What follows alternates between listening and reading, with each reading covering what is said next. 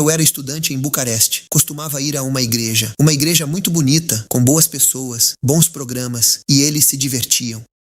Nos domingos íamos ao parque e jogávamos futebol ou vôlei juntos. Nós comíamos juntos. Era bom. No entanto, não havia nada acontecendo. Em tantas igrejas que você vai, boas pessoas, boas intenções, mas nada acontecendo. Você sente que não há poder. Você sente que está faltando algo. Não há transformação. Você deseja ter uma experiência mais profunda, mas ainda se sente seco.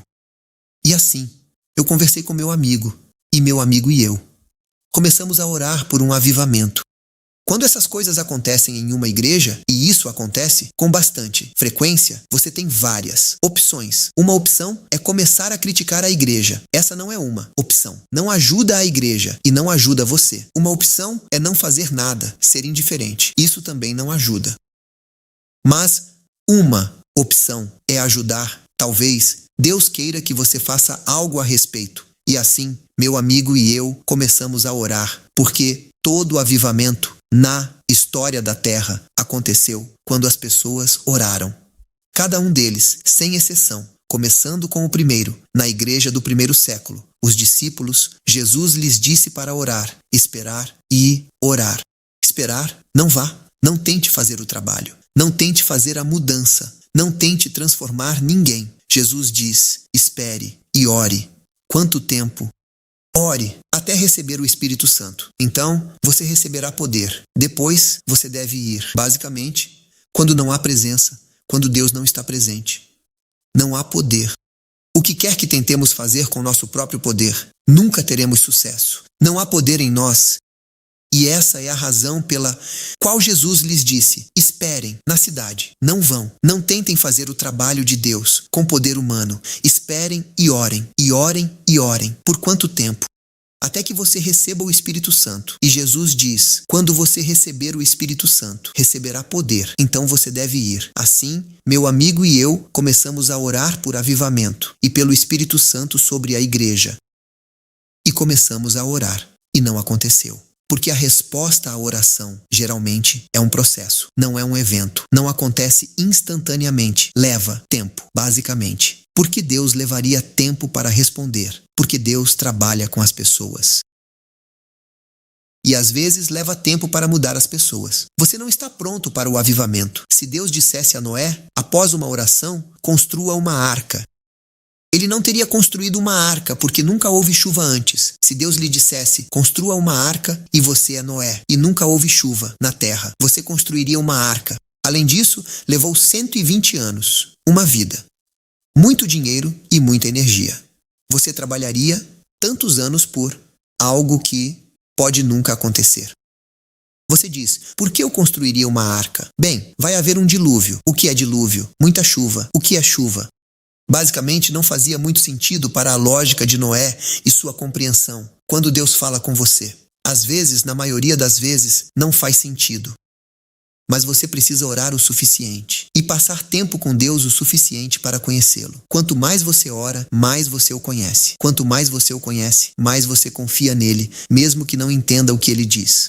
Você não precisa entender para obedecer. Você precisa conhecê-lo para confiar nele e obedecer. E assim, se você tentar entender Deus, nunca entenderá Deus. Isso significa que você nunca obedecerá. A obediência é pela fé. E assim, Abraão, Deus pediu que ele deixasse seu país, e não para ir a um bom país, mas para ir ao deserto. Deus nem mesmo lhe disse para onde ir, ou Deus pediu que ele sacrificasse seu filho.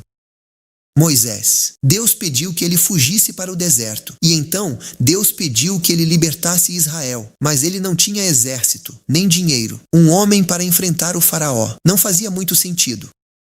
Josué, Deus pediu que ele tomasse Jericó, mas eles não tinham um exército. Eles deveriam apenas caminhar ao redor de Jericó. Isso era perigoso. Eles estavam muito expostos às flechas, ao ataque dos inimigos, a partir da muralha. E quanto a Josafá, Deus pediu que ele fosse à guerra, sem armas, e colocasse o coral à frente do exército. Você gostaria de estar naquele coral? Eles estavam expostos. A primeira linha sempre morreria. E quanto a Gideão, Deus pediu que ele levasse apenas 300 pessoas e fosse contra um grande exército, sem armas, apenas com uma luz. A trombeta. Você não vai para a guerra. Com uma trombeta, você precisa de uma espada, você precisa de uma arma. Quando Deus lhe pede para fazer algo, pode não fazer muito sentido para a lógica humana, mas Deus não está pedindo que você faça isso com seu próprio poder. Deus está pedindo que você o conheça o suficiente para confiar nele, e ele fará isso de maneiras que você nem entende. Você não precisa lutar, ele lutará por você. Ele irá à sua frente, mas você precisa confiar nele para deixá-lo trabalhar, porque se você trabalhar, vai ser uma bagunça. Haverá vítimas. E voltando à história, Deus às vezes responde a tempo, porque você precisa se preparar. Deus precisa prepará-lo para qualquer plano que ele tenha. Você não está pronto para o que Deus está prestes a dizer. Você não está pronto para o que Deus quer perguntar a você. Então você precisa orar o suficiente, até conhecê-lo e confiar nele e estar pronto para o plano. E então Deus pode trabalhar através de você e em você.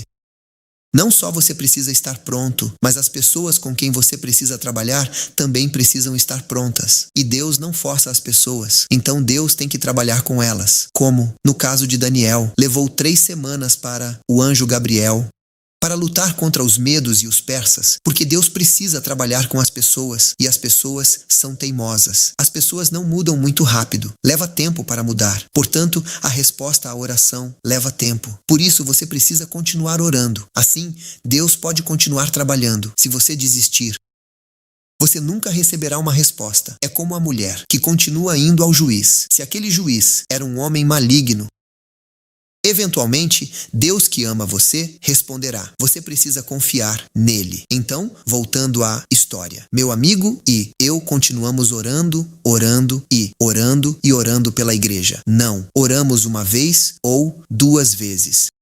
Oramos 1 mês, 2 meses, 3 meses, 4 meses. E eventualmente, quanto mais orávamos pela igreja, mais começamos a nos importar, a amar a igreja. Porque quanto mais você ora por algo, mais você se importa. Quanto mais você ora por alguém, mais você se importa com essas pessoas e as ama. Fomos transformados. Começamos a cuidar da igreja. E então, uma garota que tocava piano nos perguntou: o que vocês fazem? Vocês se reúnem? O que vocês fazem? Nós dissemos: oramos pela igreja. Ela era uma boa garota, muito dedicada, muito gentil, muito espiritual. E ela se juntou a nós. E então outro garoto. E eventualmente, éramos cerca de 6 orando. E então, todos os jovens souberam sobre isso. E eles disseram: o que vocês fazem lá? Vocês têm refeições, vocês se divertem, vocês comem juntos, vocês assistem a filmes, vocês jogam jogos. É divertido. Nós dissemos: não. Nós nos encontramos e oramos. Não é chato. Nós dissemos: não é. Na verdade, é muito poderoso. Você quer que nós venhamos? Se dissermos sim, por favor, venha. Você precisa orar. Por favor, venha à reunião de oração. Eles teriam dito: não, eu não quero ir. Normalmente a natureza humana é assim. Se você pede para fazer algo, eles não querem fazer. Mas se você disser: não faça isso, então eles querem fazer. Não, você não pode vir. E eles disseram: por que não? Porque isso é sério. Nós não vamos lá para brincar e jogar. É sério. E não queremos ninguém que não esteja totalmente dedicado. É poderoso, é profundo e queremos manter assim. Então, não, você não pode vir. Por favor, posso ir? Não. Por favor, deixe-me ir? Não. Por favor. Bem, vai haver regras. Se você for, não pode faltar. Você não pode começar a brincar. Você precisa ser sério. Eles disseram: tudo bem, aceitaremos as regras. Nosso grupo começou a crescer cada vez mais. Nós orávamos juntos. Nós estudávamos juntos. Nós orávamos pela igreja. Nós orávamos pelo avivamento. Nosso grupo se tornou 20, e depois 30, e depois 40, e então um grande grupo. Talvez em torno de 50 ou mais. Não me lembro do número, não é importante. Mas era um grande grupo de jovens. Nós nos reuníamos, orávamos juntos, planejávamos juntos como fazer missão, como ajudar a igreja, como nos envolver no trabalho de Deus. Nós estudávamos juntos. E, eventualmente, toda a juventude estava envolvida nisso. E começamos a ter projetos para ajudar os idosos, para ajudar a igreja.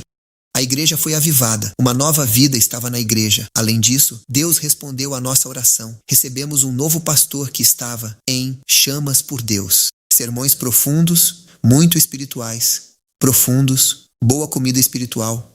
Toda a igreja foi avivada. Poder de Deus, Espírito Santo, oração, trabalho do pastor. Foi uma nova experiência. A igreja começou a ter tantos visitantes, e não éramos nós. Não havia nada que pudéssemos fazer. Foi o poder de Deus através do Espírito Santo, a vida espiritual do pastor. Tudo que Deus reuniu para avivar a igreja, a oração, é poderosa quando as pessoas levam isso a sério